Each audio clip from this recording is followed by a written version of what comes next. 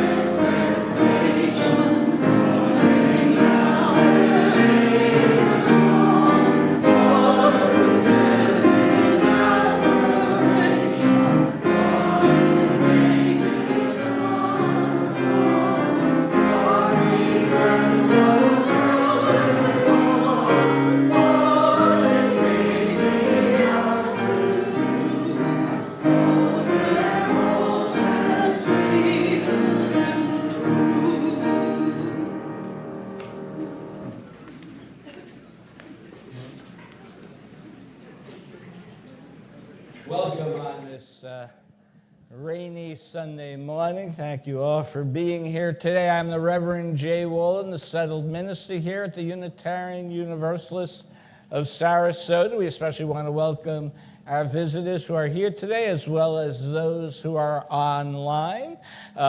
We invite visitors, just want to let you know, to be able to participate in any of our events. We welcome visitors to find out more about us and Unitarian Universalism by either signing up online on our welcome page, and as well if you're here in person at the table outside the sanctuary. And if you do, we will send you a weekly newsletter and Zoom links to our virtual events.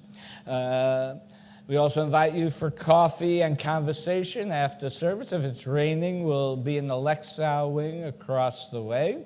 We look forward to getting to know each other. For those online, we will have you in spirit having coffee with us. We have a couple of announcements today. The Immigration Coalition, Justice Coalition of Southwest Florida, of which we are a founder, and Lutheran Services invites you to celebrate a refugee art presentation on September 12th at this congregation from 4 to 7 p.m. The event will include music, art, and a panel discussion. There'll be an immigration attorney, Matthew Geiling, who will present facts about immigration and new laws. You do not have to RSVP. You can just show up.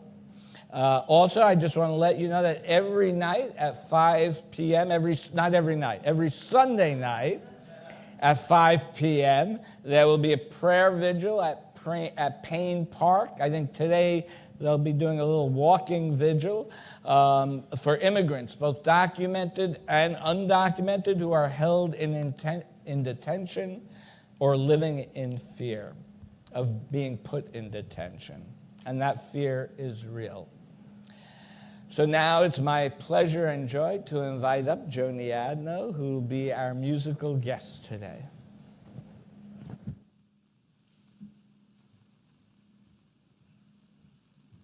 Okay. Hope y'all are awake. You will be.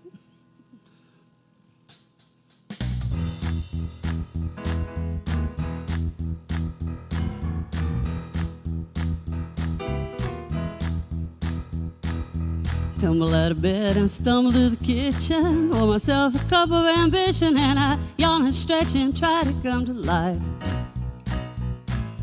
Jump in the shower and the blood starts pumping. Out on the street the traffic starts jumping with folks like me on the job from 9 to 5. Working 9 to 5. What a way to make a living, barely getting by. It's all taking and no giving. They just use your mind and they never give you credit. It's enough to drive you crazy if you let it. 9 to 5 for service and devotion. You would think that I would deserve a fair promotion. Want to move ahead, but the boss won't seem to let me. Yes, I swear sometimes that man is out to get me. They let you dream just to watch them shatter, just to step on a boss man's ladder. But you've got dreams he'll never take away. In the same boat with a lot of your friends, waiting for the day your ship will come in and the tide's gonna turn and it's all gonna roll your way. Working 9 to 5, what a way to make a living, barely getting by. It's all taking and no giving. You can't use your mind, but you never get the credit. It's enough to drive you crazy if you let it. 9 to 5, yeah, they got you where they want you. There's a better life, and you think about it, don't you? It's a rich man's game, no matter what they call it. Yeah, you spend your life putting money in his wallet. 9 to 5, what a way to make a living, barely getting by. It's all taking and no giving. They just use your mind and you never get the credit. It's enough to drive you crazy if you let it. 9 to 5, 9 to 5.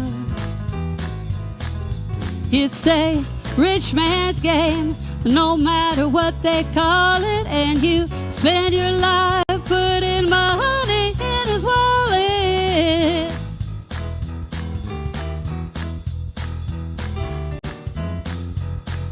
Nine to 5, 9 to 5. Thank you.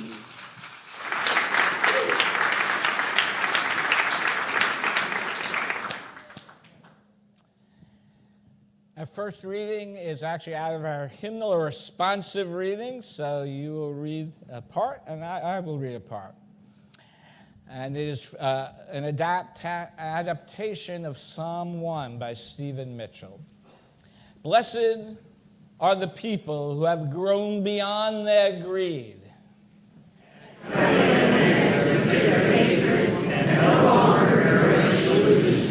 But they delight in the way things are and keep their hearts open day and night.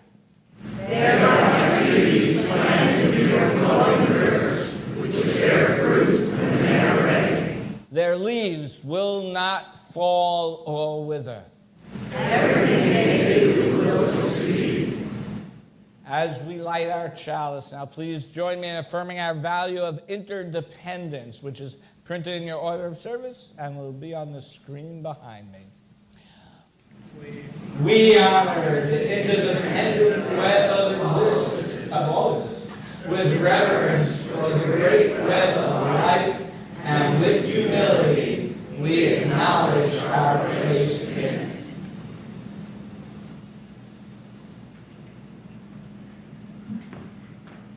Good morning, everyone. So, today's story is Click, Clack, Moo, Cows That Type, written by Doreen Cronin and pictures by Betsy Lewin. Farmer Brown has a problem. His cows like to type, and all day long he hears click, clack, moo, click, clack, moo, clickety, clack, moo.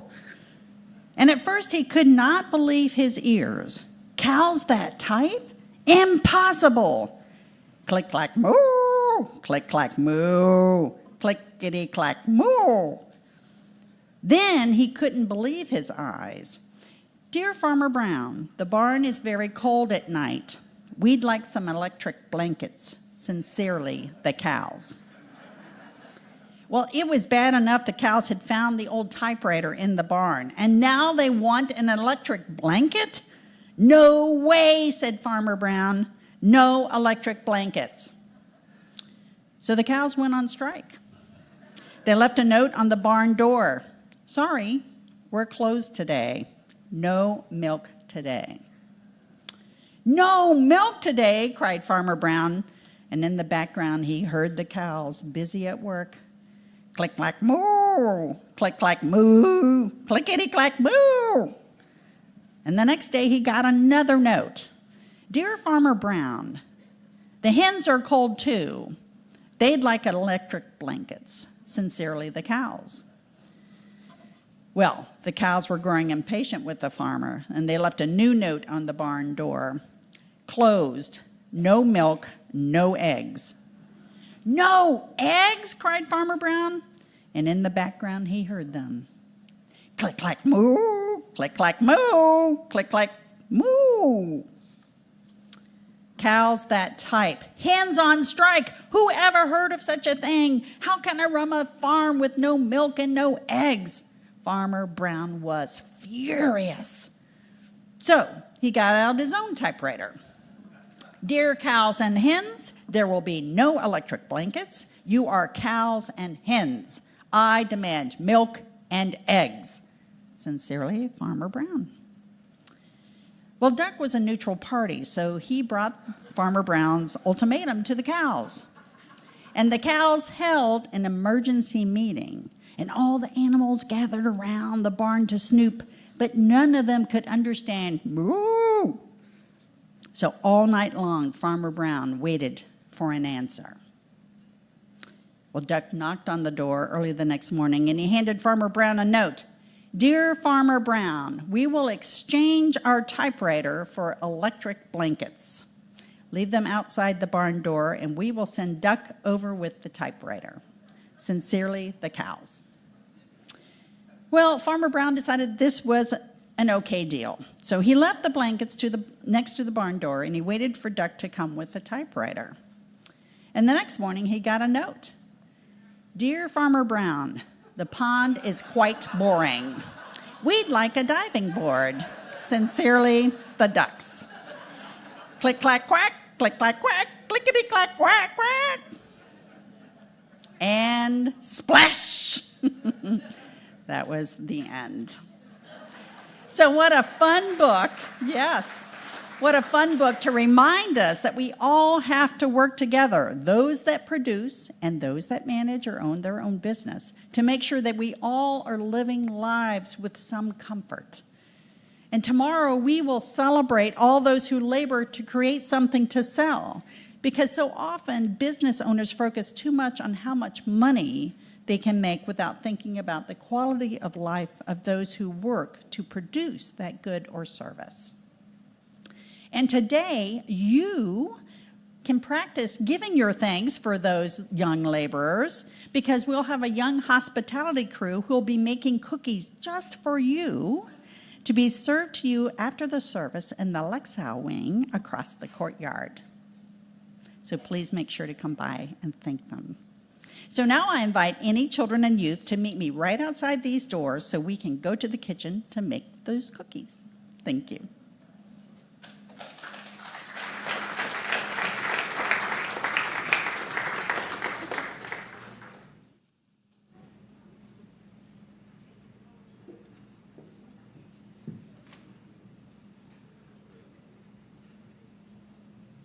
All right. So the program says I'm doing Huey Lewis, but I wasn't quite sure I could do justice to Huey Lewis. So I picked another song about hard work, which is our theme today. So this is working in a coal mine.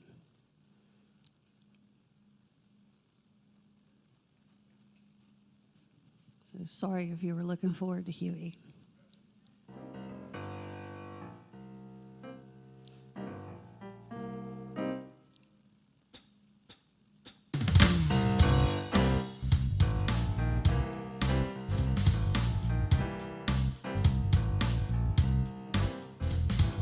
Working in a coal mine, going down, down, down, and working in a coal mine. Whoops, about to slip down. Working in a coal mine, going down, down, down, working in a coal mine. Whoops, about to slip down. 5 o'clock in the morning, I'm already up and gone. Lord, I'm so tired. How long can this go on? 'Cause I'm working in a coal mine, going down, down. Now I'm working in a coal mine. Whoops, about to slip down. I'm working in a coal mine and going down, down, down. I'm working in a coal mine. Whoops, about to slip down. 'Course I make a little money, hauling coal by the ton. But when Saturday rolls around, oh yeah, I'm too tired for having fun. 'Cause I'm just working in a coal mine, going down, down. Now I'm working in a coal mine. Whoops, about to slip down. I'm working and I'm going. I'm working in a coal mine, and whoops, about to slip down.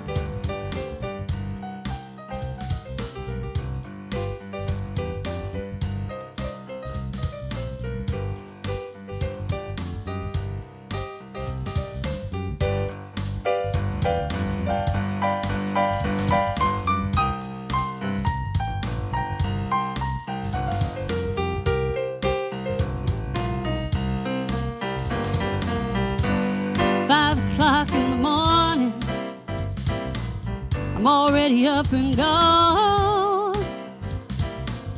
And Saturday rolls around, yeah, I am too tired for having fun. 'Cause I've been working in the coal mine, going down, down. Now I'm working in the coal mine. Whoops, about to slip down. I'm working in a coal mine, going down, down. Now I'm working in a coal mine. Whoops, about to slip down. I'm working and I'm going. I'm working and whoops, about to slip down. Thank you.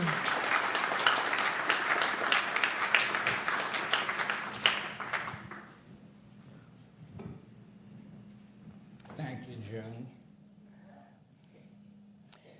Our centering in words today are from The Prophet by Khalil Gibran.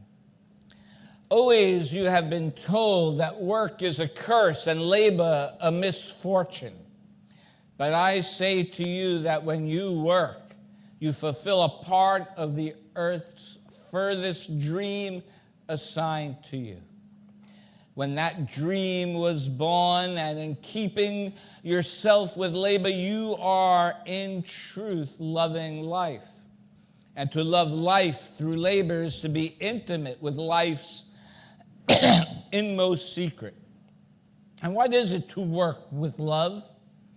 It is to weave the cloth with threads drawn from your heart, even as if your beloved were to wear that cloth. It is to build a house with affection, even as if your beloved were to dwell in that house. It is to sow the seeds with tenderness and to reap the harvest with joy, even as if your beloved were to eat the fruit. It is to charge all things you fashion with a breath of your own, with your own spirit, and to know that all are blessed and standing with you and about you and watching. Work is love made visible. As we go into a time of silence, let us contemplate what is our work for this season in our life.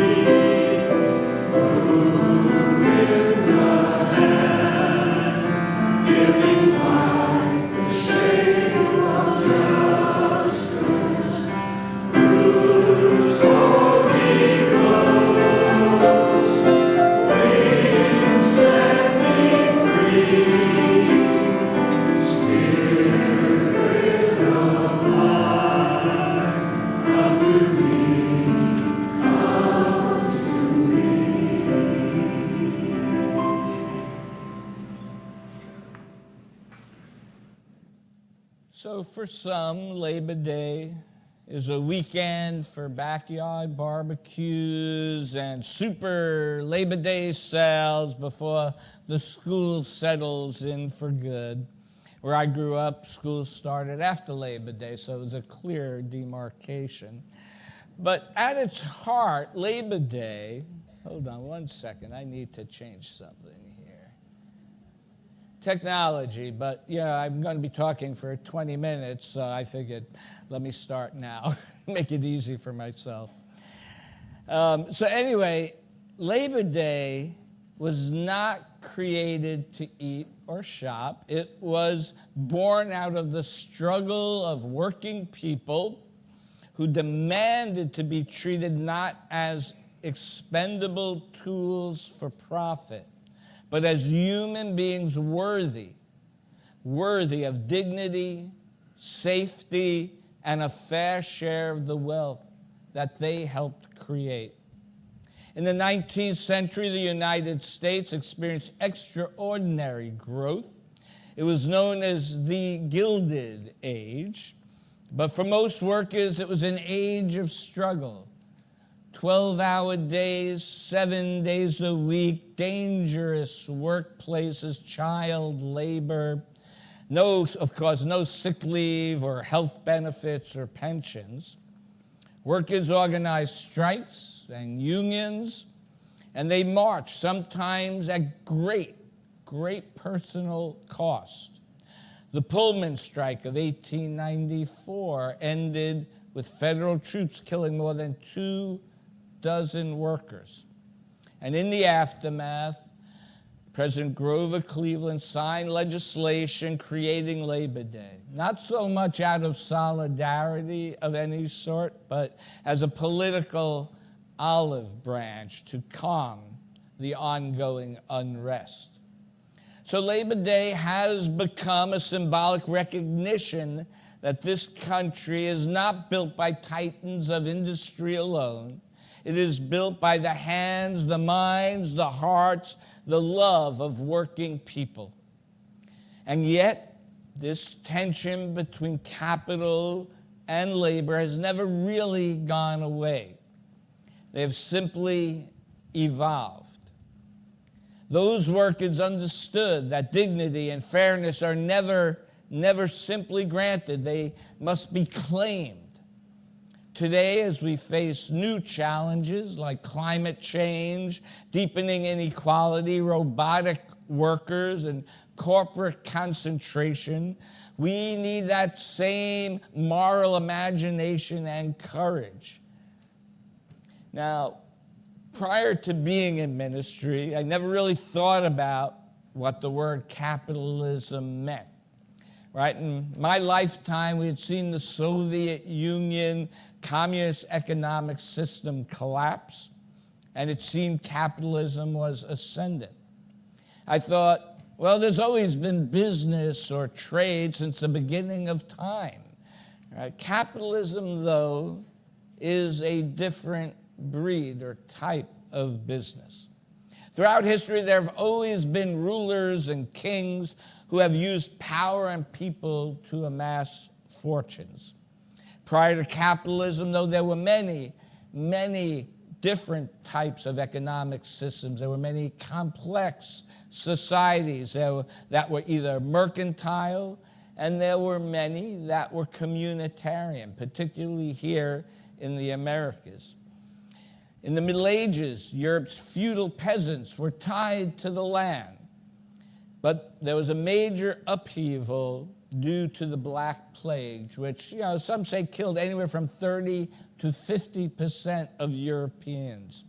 And that led to more demand for workers and the need actually for more efficiency by businesses. And so in the 17th century, capitalism took shape through joint stock companies pooling wealth to fund colonization, resource extraction from other countries, and slavery.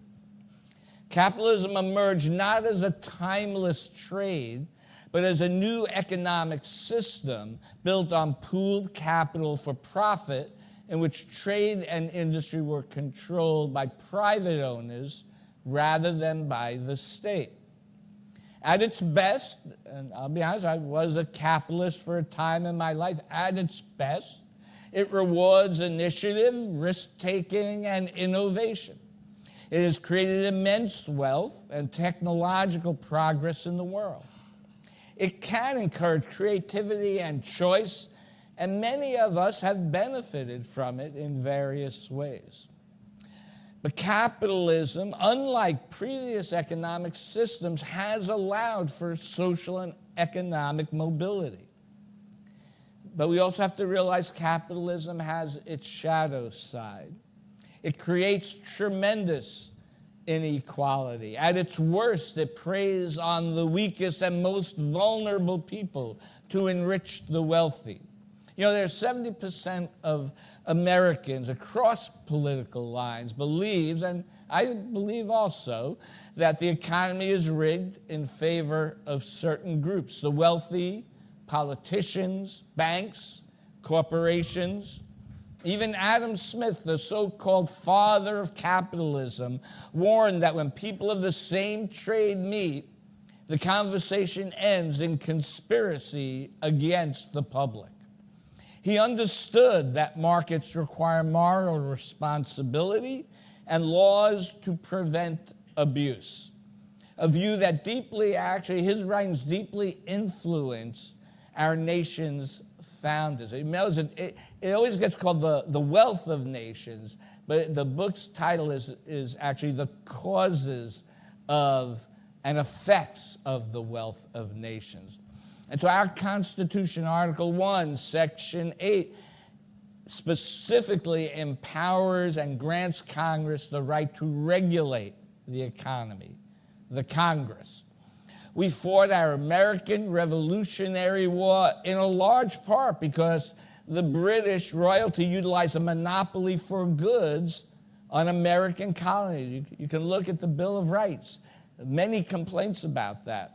Well, now, instead of foreign governments controlling business monopolies, as it did in the time of our revolution, we have business interests controlling our government and creating their own monopolies, both in business and in politics.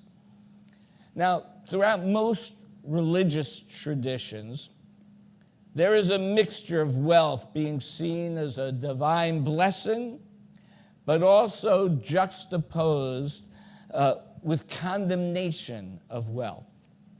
Part of that condemnation is seeing it as injustice, and another as something that deters one from a spiritual life. If you're only chasing money, you're not going to spend your time on building your spiritual life. Across traditions, we hear similar warnings. In the Islamic Quran, it cautions that our obsession with wealth distracts us from life's deeper purpose. The Hindu Bhagavad Gita warns that greed enslaves us, and the Buddhist Dhammapada readings reminds us to choose the path that leads to nirvana, avoiding the road to profit.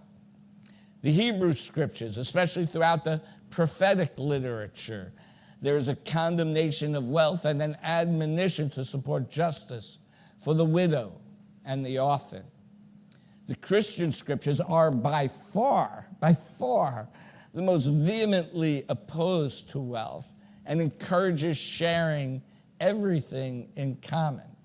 So it's really, I get a laugh when I hear these prosperity gospel ministers, when the message of Jesus literally, in the book of Matthew, when someone asks Jesus, what good deed must I do to have eternal life? And Jesus responds, go sell all your possessions and give the money to the poor.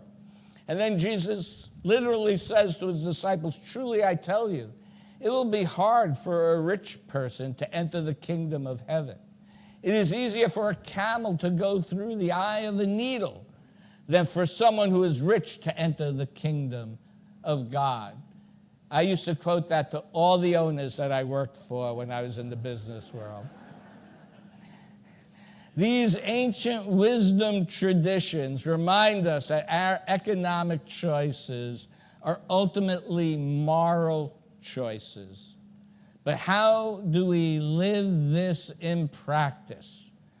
Well, one of the ways we do that is by taking our weekly offering. Please be as generous as you can for those online or here with a phone. There's a QR code in either the first link. There's a link in the YouTube video, a QR code in the order of service. Let this sacred time begin.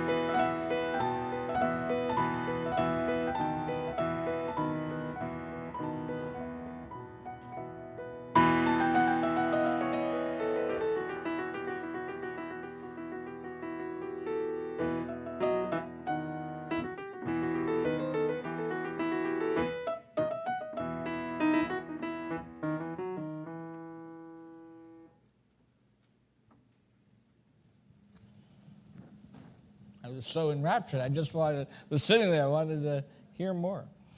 Our next reading is from Mahatma Gandhi, from his essay, Trusteeship. Supposing I have come by a fair amount of wealth, either by way of legacy or by means of trade and industry, I must know that all the wealth does not belong to me.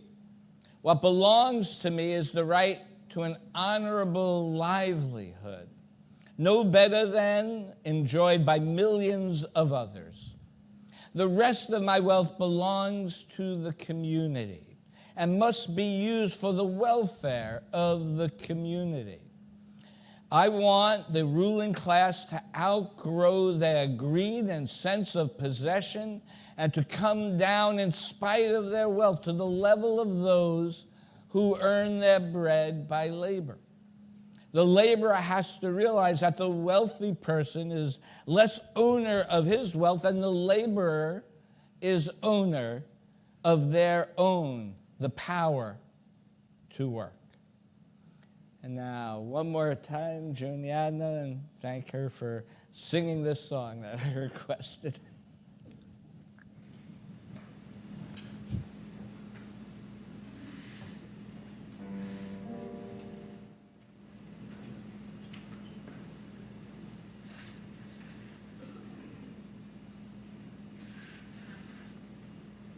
This is a song by Billy Bragg about labor unions.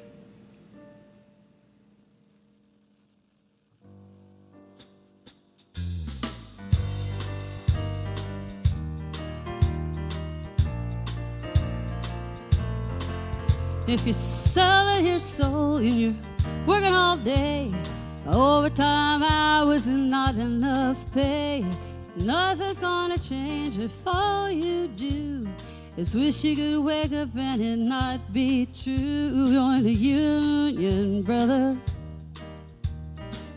Fight for better pay. You better join a union, brother.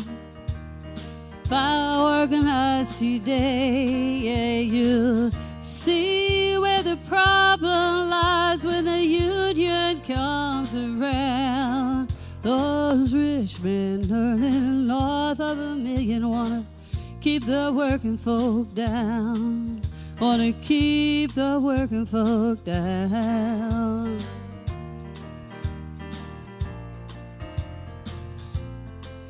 If you form a union, then you'll soon find working people are all of one kind. So we ain't gonna punch down those who need a bit of understanding and some solidarity. That ain't right, friend. And if you're struggling with your health, putting on the pounds, doctor gives you opiates to help you get around. Well, would it be better for folks like you and me? Medicine was subsidized and healthcare was free. Join a union, fight for better pay. Come on and join a union, sister. Organize today, 'cause it comes down to the self same thing. If you're black or white or brown, those rich men earning north of $1 million wanna keep us working folk down. Wanna keep us working folk down.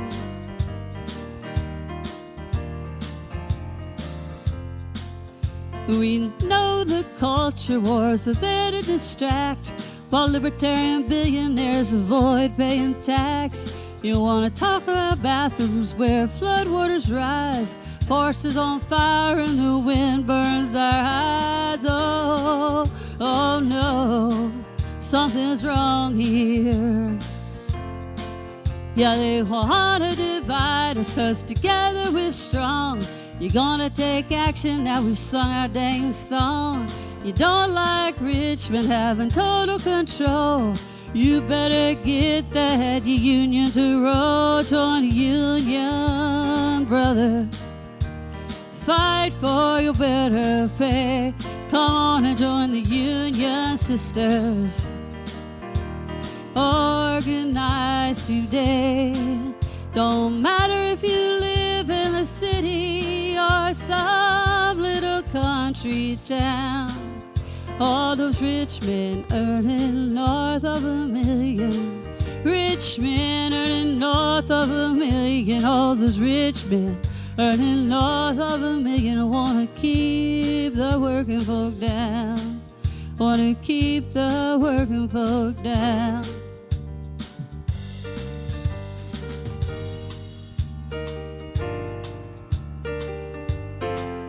Well, if you're selling your soul and you're working all day, overtime hours and not enough pay, join a union.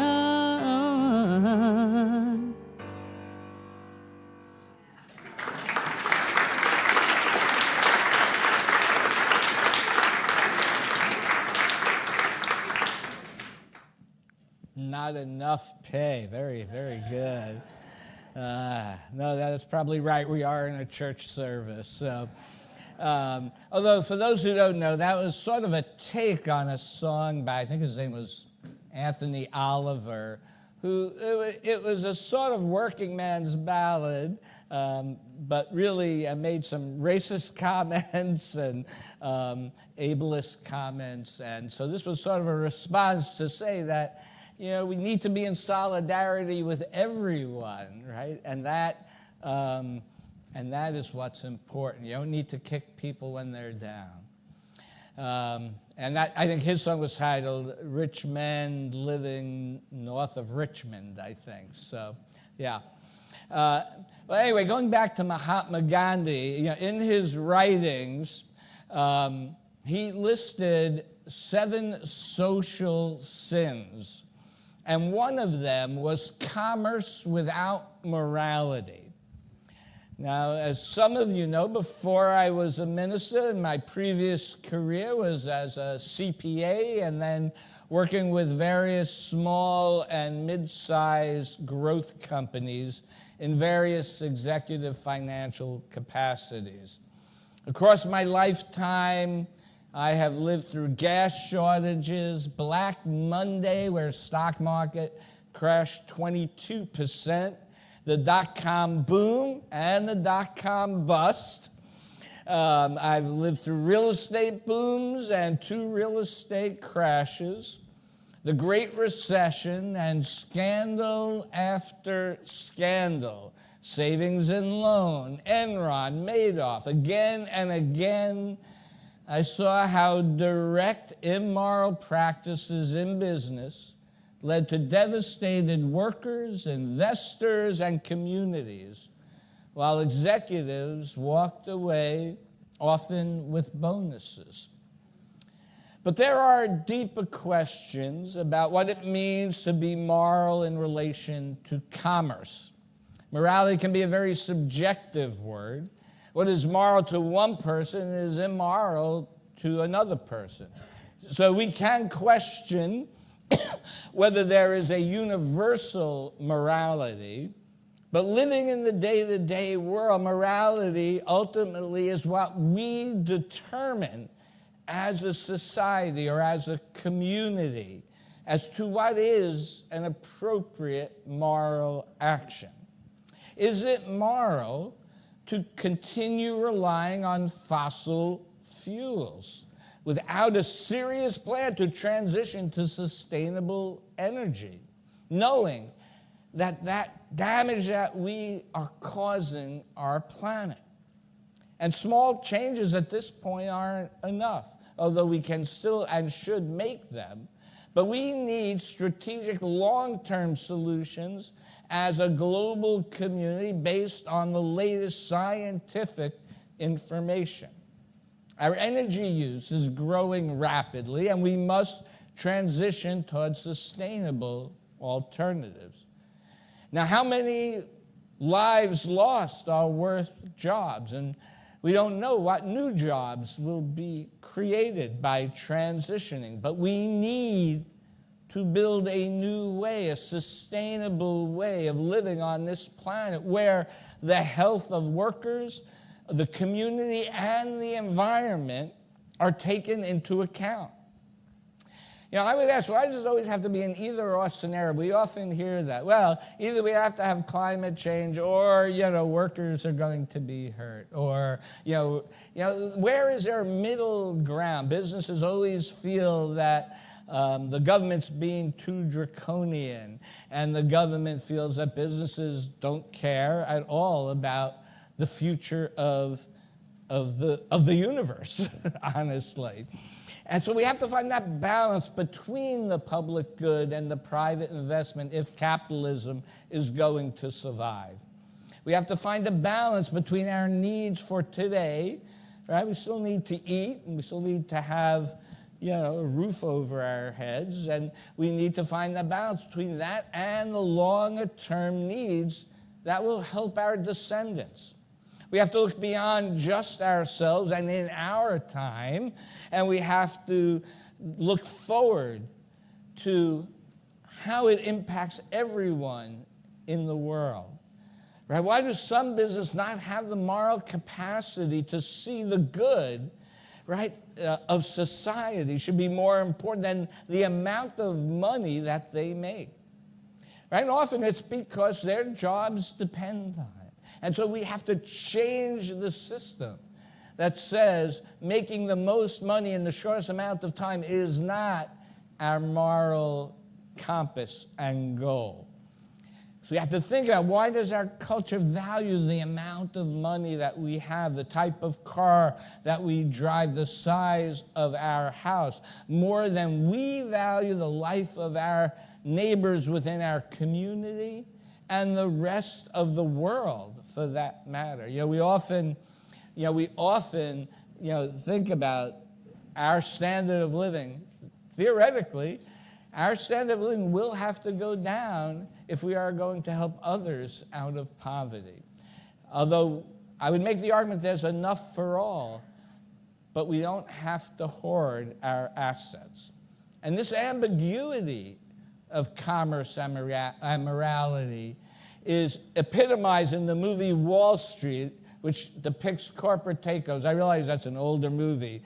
But in the movie, the protagonist, Gordon Gekko, says, and I quote, "Greed, for lack of a better word, is good. Greed works. Greed clarifies, cuts through, and captures the essence of the evolutionary spirit. Greed in all its forms, greed for life, greed for money, greed for love, for knowledge, has marked the upward surge of humankind," end quote. I have to admit, what really caught my attention was first, yes, I do have a greed for knowledge and a greed for love, right? But what caught my attention, what is meant by an upward surge of humankind. Certainly in a material and technological way we have surged, but trying to justify Darwinian evolution to a business model can be very tricky. Right? Darwin said survival of a species is based on its ability to adapt to a changing environment. Business is not a species. It is a method by which we create and distribute goods and services. So we, as a community, have to decide what type of environment we are going to create for commerce to operate in. We, the people, create that environment. So let us create an environment where businesses are accountable. Let us create an environment where businesses have to take into account the communities that they are in and the environment that they affect, and the workers who produce the products that create that wealth. Let us make business adapt to being part of the community, not a predator to the community. Perhaps the evolutionary leap we need to make for the success of our species is to learn to balance the needs of commerce with the needs of community and the needs of the environment. not with some draconian winner-take-all mentality, which seems to be pervading our society today, but with a cooperative, compassionate engagement. We have to build a new way, and we can build a new way where people work together for the common good, not just one's own self-interest, right? We've so bought into this myth of accumulation as a culture, but it doesn't have to be that way. We can build a new way. And we know there is a better way. Worker cooperatives have been around for a long time. We know that they work.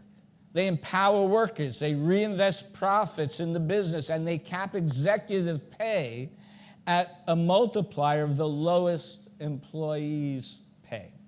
And the employees make the big decisions about that within the company.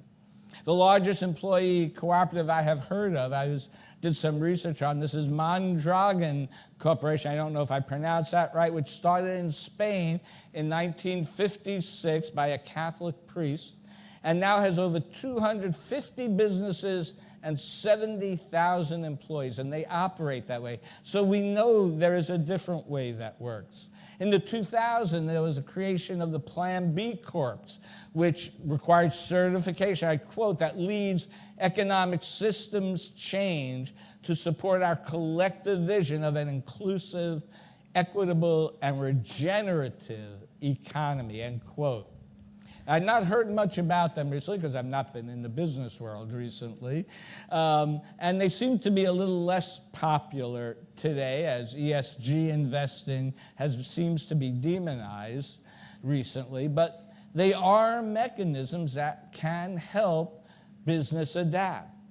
And there's this whole intellectual theory of this regenerative economics. John Wolin of the Capital Institute rightly points out, and I quote, "Our economy is based on exponential growth, yet we live on a planet with finite resources. The question is, how do we redesign an economic system that steers us away from infinite growth, centers holism, and acknowledges that capital is a tool to be put to work for resilience and the health in our global communities," end quote. His question challenges us as people of faith and of conscience to imagine an economy rooted in community, sustainability, and justice, one where capital serves life, not the other way around. We know that our current economic system, which needs ongoing extraction and unlimited growth, will lead to our planet's destruction. And yet we struggle to change. Many are hoping, and I want to say there are many who are changing. Many countries, particularly in Europe, have moved to solar and wind power.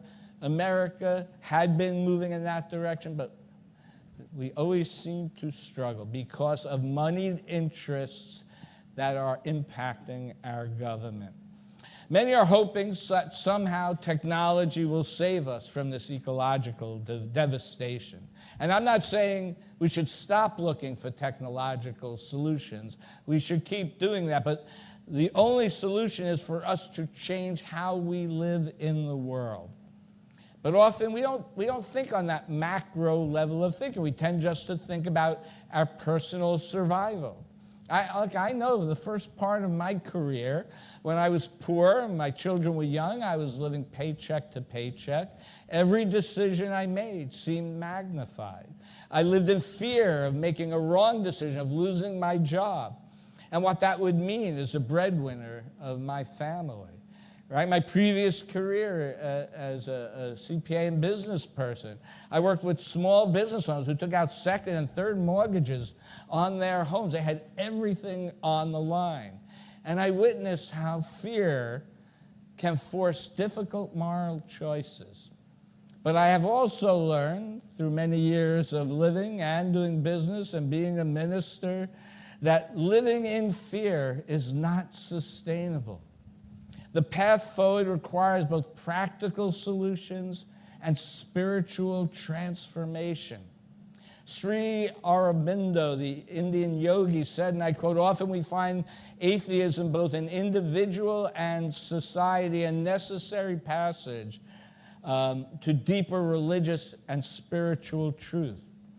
One has sometimes to deny God in order to find God." End quote. And sometimes you have to learn to lose before you can win. Sometimes you have to learn that you have to walk away from what you have and just start anew. Sometimes you have to shed your view of the world and create a new one. Sometimes you have to change and act. This isn't only about economics, it's about our moral imagination. Every choice we make as individuals, as communities, and as a society shapes the world that we leave behind. So we have the power to create an economy rooted in compassion, justice, and interdependence, one that reflects our deepest Unitarian Universalist values. I often say we need to live out our values in the world, and that can apply to our money, our economy, capitalism, and labor. Let us build this new way together with courage, with hope, and with love. May it be so. I invite you to rise in body and/or spirit now for our closing hymn, 305 De Coloris. I chose this because this was the theme song for the United Farm Workers Union in California.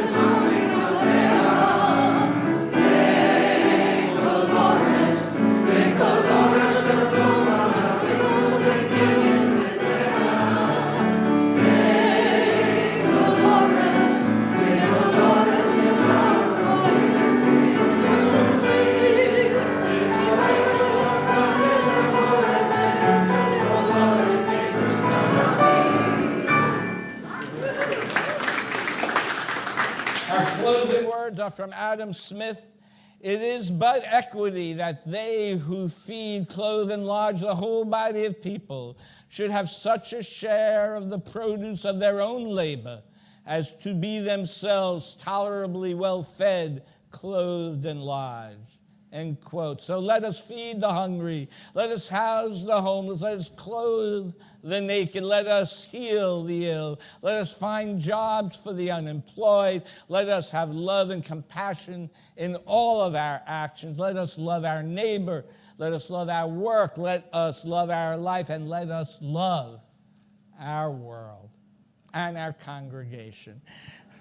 Please join me now in extinguishing our chalice. We extinguish its flame, but not the light of truth, the warmth of community, or the fire of commitment. These we carry in our hearts until we are together again. Thank you all for your presence here today and all of your labors here and out in the world. Go forth, do good, be happy. Thank you.